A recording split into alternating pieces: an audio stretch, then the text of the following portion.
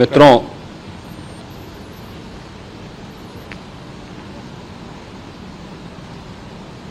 महाकुंभ प्रयागराज का आज मौनी अमावस्या का मुख्य स्नान है और कल सायंकाल 7 बजे से ही काफी बड़ी संख्या में श्रद्धालुजन प्रयागराज पहुंच करके स्नान भी कर रहे थे और काफी बड़ी संख्या में श्रद्धालुजन ब्रह्म मुहूर्त का भी इंतजार कर रहे थे। एक दुर्भाग्यपूर्ण हादसा इसी दौरान अखाड़ा मार्ग पर संगम के तट पर हुआ, जिसमें 90 से ज्यादा लोग गंभीर रूप से या सामान्य रूप से घायल हुए। यह हादसा भारी भीड़ के द्वारा अखाड़ा मार्ग के बैरिकेडिंग्स को तोड़ने और उसके बाद उससे कूद करके जाने के कारण वहां पर हुआ है, जिसमें 30 के आसपास लोगों की दुखद मृत्यु हुई है। 36 घायलों का प्रयागराज में उपचार चल रहा है। शेष घायलों को उनके परिवार के सदस्य लेकर के चले गए हैं। घटना दुखद है, मर्माहत करने वाला है।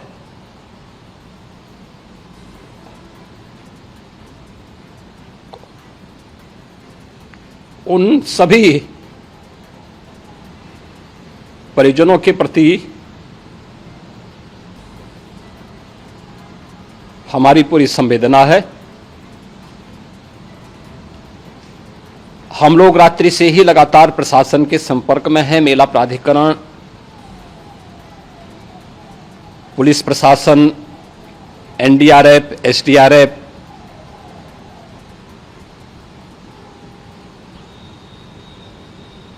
और भी अन्य जितने भी व्यवस्थाएं हो सकती थी उन सबको वहां पर तैनात किया गया है। परिणाम उसी का है कि हादसे के कुछ ही देर के बाद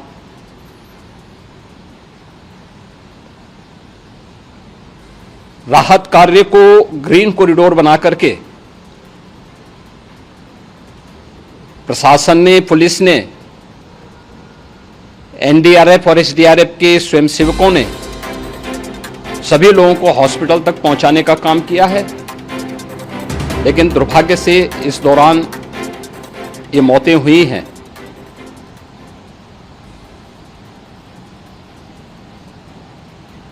स्वाभाविक रूप से इन सब मुद्दों पर प्रश्न उठना स्वाभाविक भी है।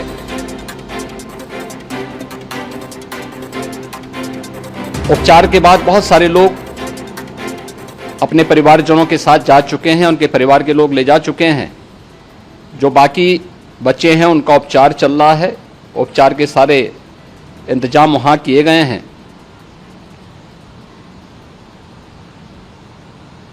प्रेशर मौनी अमावस्या का ये मुख्य स्नान है महाकुंभ का, और बहुत ज्यादा प्रेशर प्रयागराज में होने के कारण सभी प्रकार के मार्ग भी चौक थे। रात्रि से ही प्रशासन उन मार्गों को खुलवाने और स्थिति को सामान्य करने के लिए पूरी तत्परता के साथ लगा भी रहा।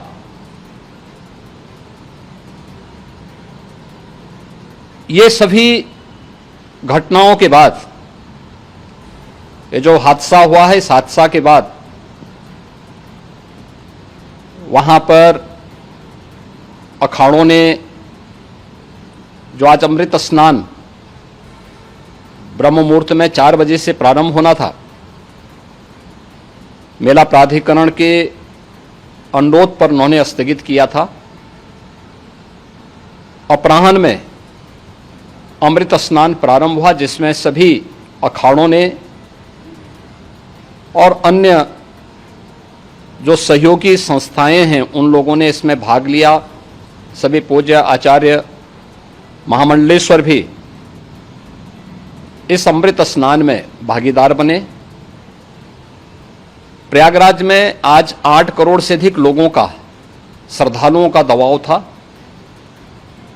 यद्यपि अगल बगल के जनपदों में मिर्जापुर, भदोई, प्रतापगढ़, फतेहपुर, कौशाम्बी, इन सभी जनपदों में भी होर्डिंग एरिया बना करके काफी बड़े पैमाने पर श्रद्धालुओं जनों को रोका गया था, जिन्हें अमृत स्नान संपन्न होने के बाद, जब सभी अखाड़े स्नान संपन्न कर चुके हैं, उसके बाद अब वहां से रिलीज किया गया है। इतना भारी दबाव ये पहली बार वहां पर देखने को मिला था, और जिसके बारे में हम लोगों ने पूरे इंतजाम करने के प्रयास भी किए गए थे। रेलवे स्टेशनों पर, चाहे वह झूसी हो, चाहे वह प्रयागराज सिटी हो, प्रयागराज हो, फाफामऊ हो, उन सभी पर लगातार दबाव बना रहा। रेलवे ने भी इस दौरान वहां के दबाव को ध्यान में रखते हुए मेला स्पेशल चलाई। रूटीन और मेला स्पेशल को मिलाकर के लगभग 300 से अधिक ट्रेन रेलवे के द्वारा अब तक चलाई जा चुकी हैं, और जिससे श्रद्धालु जनों को उनके गंतव्य तक पहुंचाया जा सके। उत्तर प्रदेश परिवहन निगम ने भी अपनी 8000 से अधिक बसेज श्रद्धालु जनों को उनके गंतव्य तक पहुंचाने के लिए लगाया हुआ है, और जिससे उन सबको सुरक्षित उनके घरों तक पहुंचाया जा सके। दिन भर स्मूथली, बहुत ही सुगमता के साथ पूरा स्नान इसके बाद हुआ है, जिसमें पूज्य शंकराचार्य, आचार्य महामंडलेश्वर, वरिष्ठ संतजन और सभी अखाड़ों ने इसमें पूरा सहयोग भी किया और पूरे कार्यक्रम को सकुशल संपन्न करने में अपना योगदान भी दिया है। ये सभी घटनाएं मर्माहत करने वाली भी हैं और एक सबक भी है, लेकिन हादसे के तह में भी जाने की आवश्यकता है, और इसी दिशा से सरकार ने भी तय किया है कि हम इसकी एक जुडिशियल इंक्वायरी भी करेंगे, क्योंकि कई बार रिव्यू होने के बाद स्थानीय स्तर पर हर प्रकार की सतर्कता के बाद आखिर कहां से ऐसे हादसे फिर भी होते हैं और हुए हैं। इसके लिए हम लोगों ने न्यायमूर्ति हर्ष कुमार के नेतृत्व में पूर्व डीजी श्री वीके गुप्ता और retired IAS Shri DK Singh, इन 3 सदस्यीय जुडिशियल कमीशन को भी इसके लिए गठित किया जा रहा है। इन सभी अन्य कार्यों के साथ साथ हम लोगों ने वहां की पूरी घटना पर आज पूरे दिन भर एक एक घटना को लेकर के मुख्यमंत्री का जो कंट्रोल रूम था, उस कंट्रोल रूम से भी, चीफ सेक्रेटरी के कंट्रोल रूम से भी, डीजीपी के कंट्रोल रूम से भी लगातार इन चीज़ों की मॉनिटरिंग की जाती रही। दिन भर बैठक चली है और लगातार एक एक घटना को लेकर के वहाँ पर प्रशासन के साथ संवाद भी रहा है, विभिन्न अखाड़ों के साथ संवाद रहा है, अन्य संतों के साथ भी दिन भर हम लोग संवाद बनाते रहे हैं। प्रातःकाल से आदरणीय प्रधानमंत्री जी का,